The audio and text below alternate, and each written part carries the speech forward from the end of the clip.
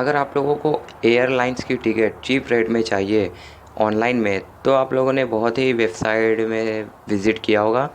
आप विज़िट करते जाते हो, बहुत वेबसाइट चेक करते जाते हो, तो उसमें वो जो एयरलाइंस की टिकट की प्राइस होती है, मल्टीपल बार आपके विज़िट करने से वो बढ़ते जाती है।